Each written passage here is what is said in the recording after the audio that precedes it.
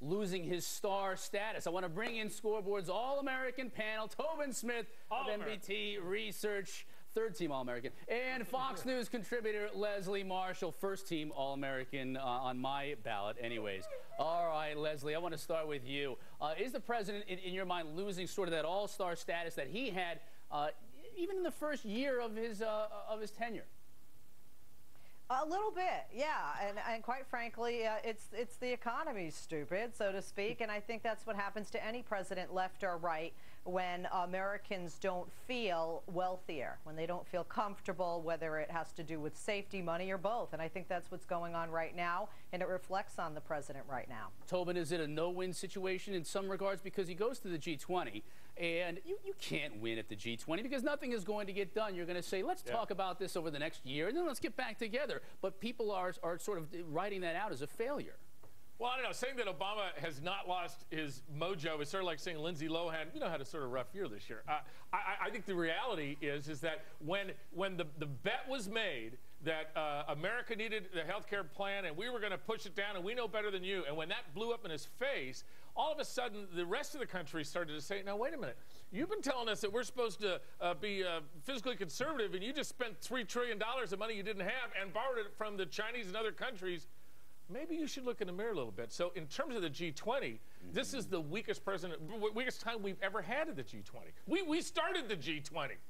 But the G20, I mean, Douglas, let's face this, the G20 really is not something that you would, I think, base a president's popularity on, base a president's, whether he's being successful or not at the G20, because, again, like I said, very little should be expected to come out of this.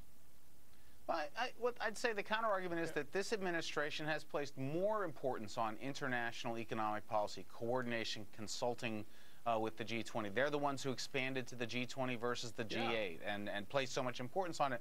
So if you raise the profile of the G20, you suffer when, in fact, it's difficult to make it do something effective. And I think these international groups are always difficult to do things effectively in. And I'm just a lowly economist, but if you ask, has he lost his mojo? Look, bubbles burst, and the Obama bubble was pretty big. Well, and also let's not forget that in the G20, the business is done behind closed doors. I mean, some of the biggest things that have come out of it we didn't read about till 2 months later, but we got an idea that we were moving. When we had a crisis, G20 got stuff together pretty well. Now that Americans look like we were the only guy in a rowboat, we're not doing so well. Doug, quickly on this, what can the president do if he's he's losing his mojo? I think those on the right will agree, those on the left will agree. What can he do now to get it back? If you listen to what the Europeans said, they said you can have fiscal austerity and growth too. It's what the American people believe as well. And bottom line, the president needs to get to the center. He needs to extend the tax cuts, and he needs to forge a bipartisan consensus. The other thing he needs to do is get his foreign policy team in shape, because to be in a situation where the president goes to Asia and gets rebuffed like this just shouldn't happen. Leslie, I'm going to give you the last word in the block. What do you think? What can the president do to get that mojo back? Call Bill Clinton and say, how do you balance the budget, and how do you work with the Republicans? And by the way, Republicans and Democrats, worry about America and the economy. Stop worrying about being reelected, and then we can get things done. Very good help, Mr. Obama. I would agree. I think all 5 of us here would agree with you on that one, Leslie. All right, to keep the conversation moving, I know.